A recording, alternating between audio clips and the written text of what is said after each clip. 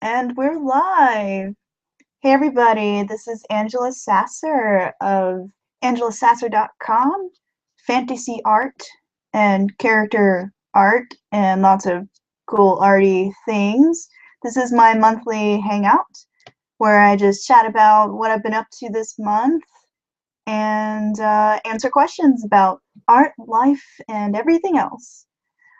This is brought to you by my Patreon patrons. Thanks, guys. Your support is appreciated as always. And let's see. Well, let's get right down to it. April has been an awful month.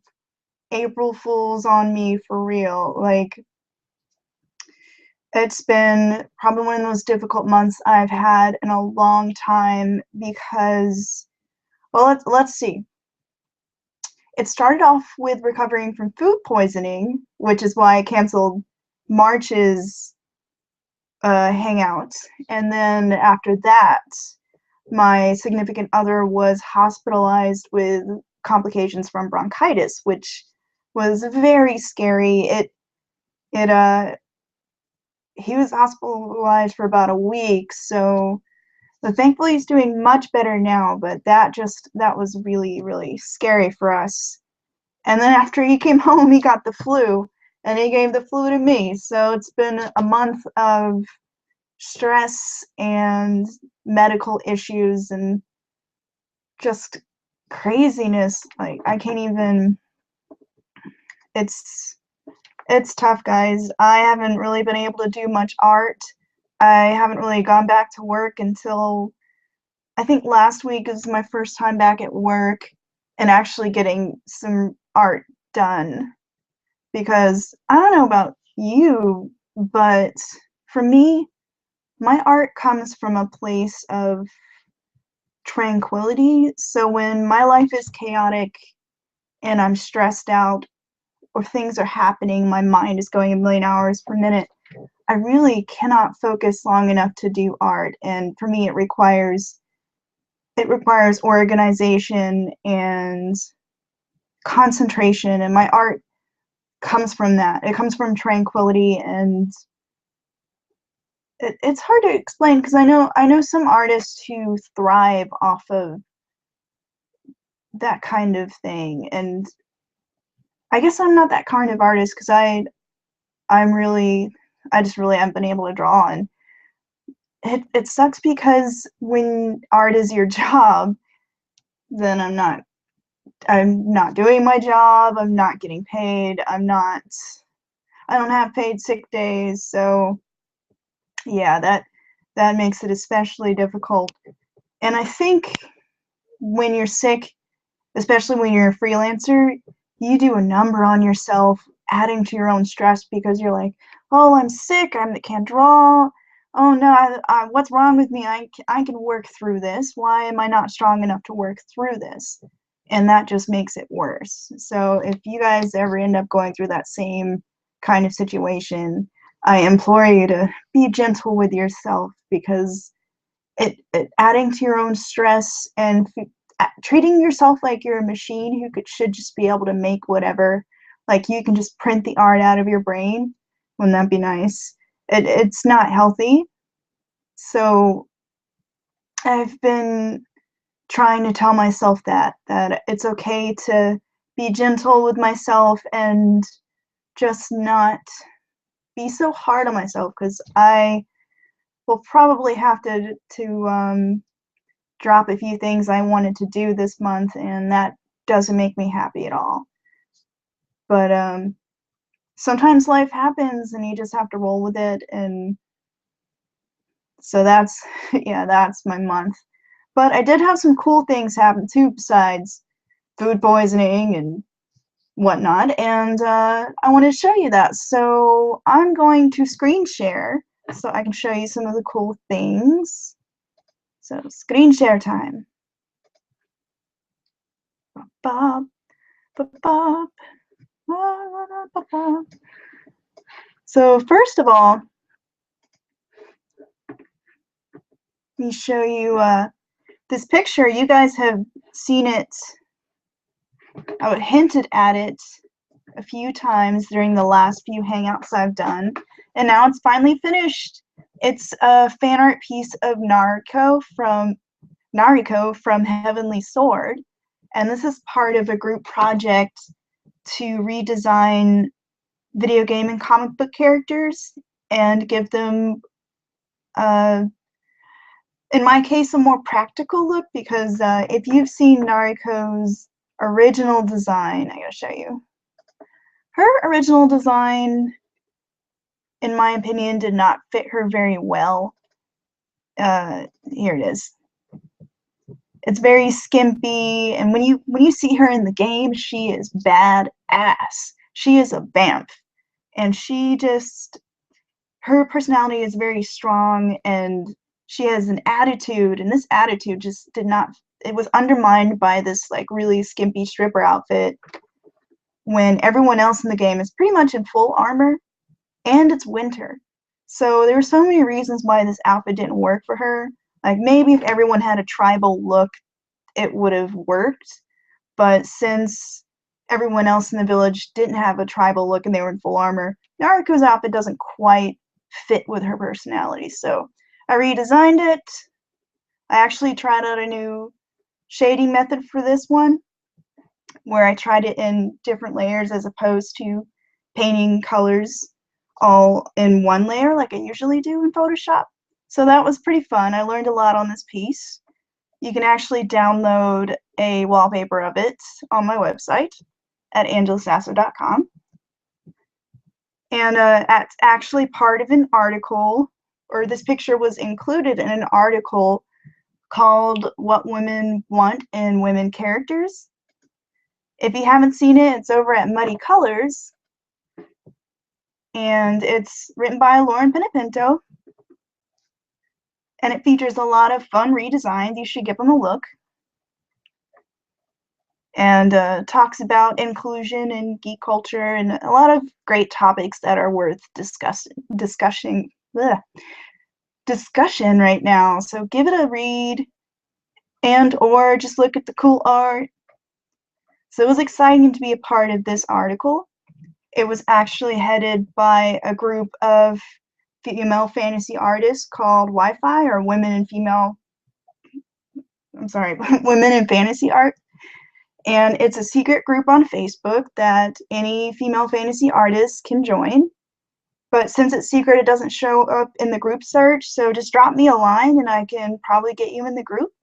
It's a really great networking source, and I'd highly encourage anyone, novice or professional alike, to join. It's a lot of great networking and resource sharing, and a safe place to talk about gender issues that you might be uncomfortable discussing elsewhere. So definitely drop me a line if you want to join. In other news, linked with that, one of the Wi-Fi members started fantasticalwomen.com, and this is a site dedicated to female fantasy artists. And there is some gorgeous work in here, you guys, like amazing. I'm in here too. And you can also submit. It's open to submissions. So get your art featured if you're a female fantasy artist, or just enjoy looking at this archive of amazing work that you might not have known about before, which has been what I've been using it for. There's so much inspiration in here. Oh yeah, like here's my book feature right here on the left. But yeah, there's tons of cool art in here, and most of it is stuff that I've never seen before, which is always a treat. So that's just beautiful stuff. Another thing I've worked on this month is, since I've kind of split up my art between Art Nouveau and the character art, I've actually created an all-new Etsy shop just for my character art. Excuse me. And here it is. And for comparison, here's the Angelic Shades Art Nouveau shop. So it's like all the Art Nouveau stuff over at Angelic Shades at Etsy. And then here's Angela Sasso art on Etsy. So if you miss these images and we're wanting to get prints of them, you can get them here at angelasassaart.etsy.com. And I've got canvas prints, photo prints. I'm even starting to put some of my stock art offerings on here for people who like affordable reference photos. So yeah, check it out. I'll be putting more on here, like dice bags and magnets and stuff soon. I'm trying to expand my offerings. So that's been pretty exciting. I just love seeing all of the art together in its own consistent brand. It makes me a happy panda. In other news, I have joined the Graphic Artists Guild thanks to the support of you guys at Patreon. This is a society for artists. Any visual artist can join. And what they're responsible for is the Pricing and Ethical Guidelines book. They publish it every year and they provide it for their members. And it's basically, excuse me, it suggests rates for companies. So if you ever feel like you aren't sure what to charge for your work, the handbook is a really good place to start. They've actually just started offering it digitally too for like $9.99. So if you don't want to become a member and pay the membership fee, it's significantly more than $9.99, then you can just get the book now. It's pretty awesome. But I think that a membership is worth it if you can afford it, because I have access to discount coupons for insurance, for dickblick.com, Glasses USA. Like, there's just tons of little perks, access to their lawyers. Excuse me. Anyways, and they have free webinars that they do. Like the last one was a career in video games, which is pretty cool. I'm interested in that. And so any webinars that they do, they put them in an archive where members can watch for free. And there's tons of information. There's contracts that you can use from their database. And they're just really, really helpful. So if you can afford it, go for it. They have a cheaper rate for students. Yeah, like students is $75. I paid the professional rate.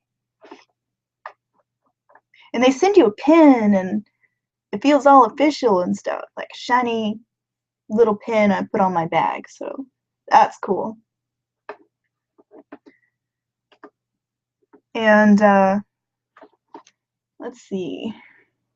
I'm gonna switch from back to my face for a second. So another exciting thing, this Saturday is my first meeting of mentorship on IP development with Dan Lubisi and Anthony Jones of robotpencil.org. And I'm really excited about that. If you don't know them, Dan Lubisi is the artist and writer of Last Man Standing, which is like a diary of an assassin, and it has this awesome, crazy sci-fi artwork that's story-driven around that character.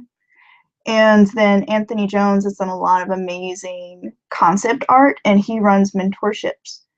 And together they're going to teach IP development, and I'll be using my novel that I've been working on for 10 years. I have this novel that's been in my brain, and I've been exploring it through art every now and again. And the character with the dagger that he's holding out like this with the blue eyes, that's a character from the novel. And I'll be exploring him and other characters, as well as the key events of the stories in an illustrated visual treatment. I hope to get chapters of the story written, like 2 at least.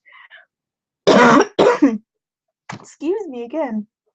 I'm gonna tickle in my throat.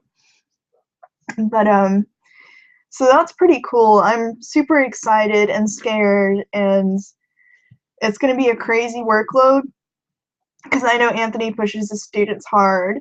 So you might not see me for a couple of months because this mentorship lasts May and June. but I'll try to hop on and let you guys know how it's doing. And so let's see.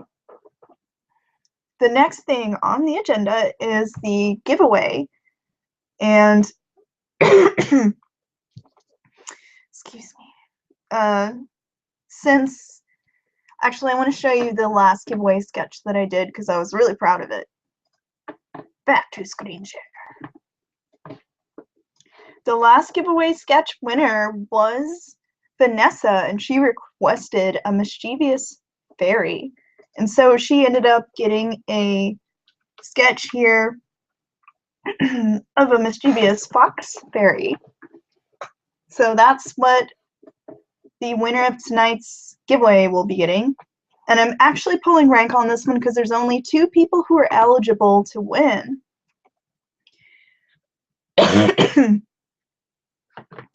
I swear I need to cough up a hairball and I will stop coughing. But because I only have 2 people who are eligible to win, I'm just going to switch back and forth between them until I get more people. So, Caitlin, you're automatically my winner. You get your choice of a sketch where you can provide a couple of keywords for your sketch, like a mischievous fairy, or if you have a character that you really love and want to sketch of, you can choose that. Or you can get your choice of, instead of a sketch, you can have a 50% off coupon to any of my online shops, whether it be my mask shop or any of the art shops. So yeah, let me know what you want. I'll be contacting you later after the broadcast. And finally, question time. I got a question from Wendy Smith who asks, Angela, how long does it take to finish an angel? I think Wendy probably saw the Angelic Visions art book, and I don't think I answered this last session, so Wendy, it probably takes me about a month to make a painting, because especially the detailed ones, because I need to do thumbnail sketches, which I do usually about 8 to 10 of those, maybe less, depending on if that idea is jiving with me. Then I have to hunt down references or shoot my own reference. And then if it's an Art Nouveau style piece, I have to ink it and then watercolor it. And you know, there's the sketch phase before all that. So it's an involved process for me. I'm very much a planner. So I have to meticulously plan everything that I do. Yeah, as you can see, April continues to haunt me with horribleness. So, yes, it takes a month. And it's, yeah, I forgot what I was talking about. April, I love you. But I didn't get any more questions than that, so I just want to talk about a topic that I've been seeing other people talking about on some of the groups, the Facebook groups that I'm in, like One Fantastic Week. I saw someone who was asking about education and how do you educate yourself if either you're not in art school, or you can't afford art school, or you can't go to art school, or maybe you finish school but you're trying to continue your education. And I wanted to talk about some of my favorite study sources. First, books. Like, I love books. Excuse me again. I love James Gurney's books, and I highly recommend Imaginative Realism and Color and Light. In fact, I will show them to you.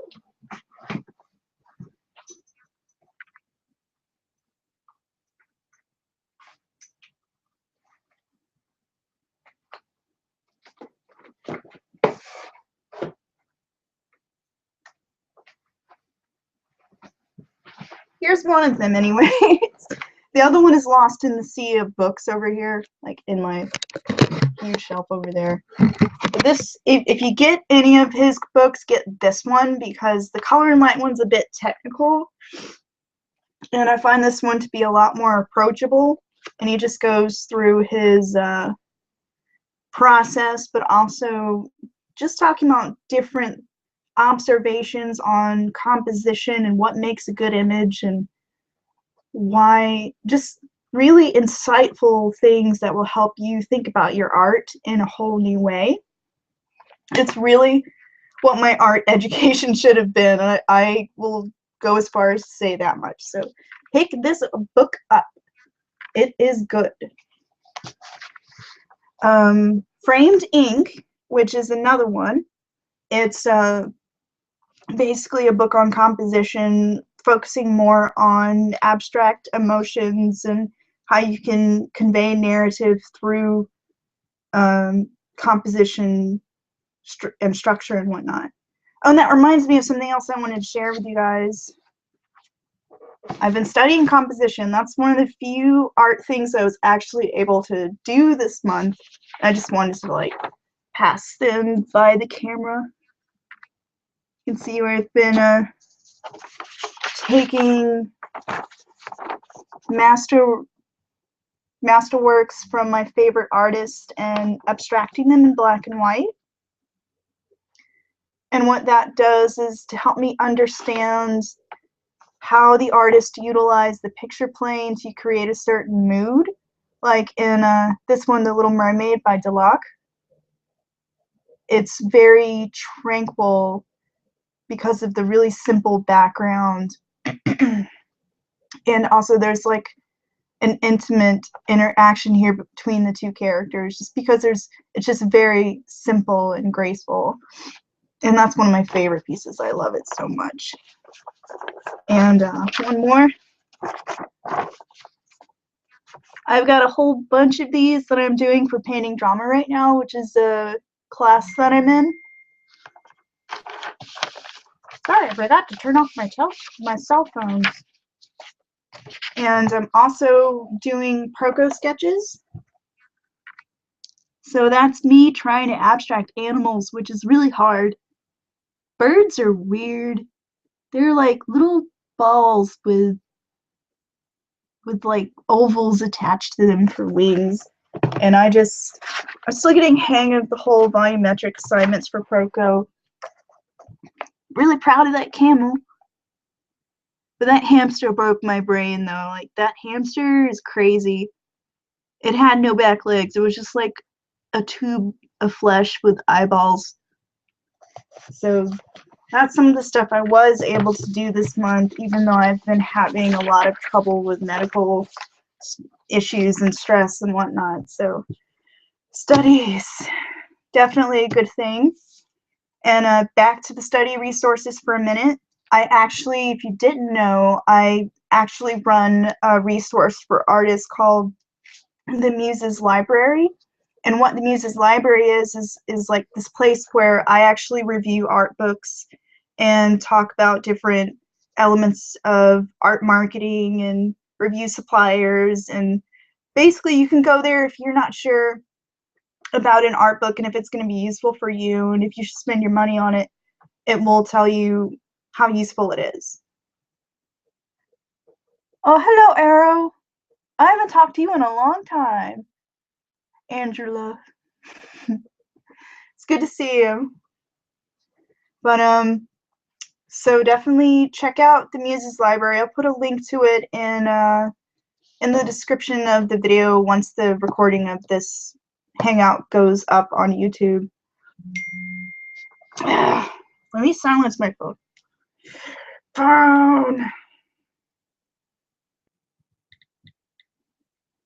Oh, I forget. On iPhones, you can do that thing on the side. But yes, so the Muses Library. I also subscribe to Imagine FX, which is it's this magazine mostly focused on fantasy and sci-fi artists, but they do a really good job of keeping up with the comic book industry, with reviewing software for artists, and just a lot of stuff that helps you keep up with the art field. They're more general fine art magazines too, but it's definitely worth it if you're into genre art. They also have blog listings, and they have traditional and digital tutorials now, which is really good. If you want to get your work featured, you can actually electronically submit your work to them, and that's pretty cool too. So I highly recommend getting a subscription to Imagine FX to help you study and to stay on top of the industry. Because that's another thing that happens when you get out of school. You're like, I'm out of school. No one's gonna kick my butt into actually learning or looking at anything now. Now I have to teach myself, you know. Some other resources. Proko's Life Drawing, which I've probably plugged him like every time I have a Hangout session, but he's really amazing. If you go to proko.com or his YouTube channel, which is Proko TV, he has free life drawing lessons, and if you can pay for premium ones, but the basic ones are free. I study with him a lot. And there's also the Pixel Lovely artist tool where you can load up life drawing sessions for animals, people, just hands and feet. It's really cool. I probably mentioned that one a lot too, but I keep repeating it because there's such great resources, and everyone really should have them in their bookmarks if they haven't already. So an art camp, Noah Bradley's art camp. That's the last one I want to mention. He basically has this structured curriculum that's self-study where you can go through and do, you know, this many master's copies, this many composition abstractions, this many value studies, and it's like teaching you how to brush up on your fundamentals and your skills in a way that keeps you accountable. Because I know if I'm left to study on my own, I'll just be like, meh. I'll probably do it for like a week, and then I'll wander off and start doing other projects because I'm like a project fairy. I go after this project and that project. But yeah, so check out artcamp.com, I believe is Noah's site, and I'll put all these links in the description. So that's been it for me this month. It's been a hell of a month. But here's to things looking up. I'm really looking forward to the mentorship next month, and for my Patreon people, I'll be posting my sketches and stuff there for you guys because you're special. It'll be exclusive to you guys, and I'll probably release like some of the other stuff from it later for everyone else. But you guys get a first peek because you're awesome. And here's the things looking up. Arrow, I don't know if you have any questions since you're tuned in. I have 2 viewers. Do any of you have questions before I log off? Because I think that's about the end for me. Well, at least as far as questions that I've got from the interwebs. So let me check Twitter. See if anyone left me questions.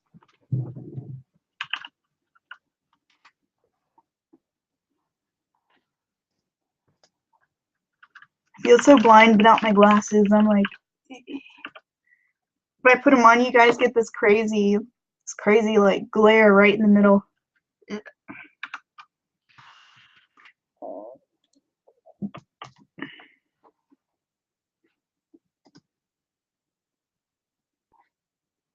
No questions, so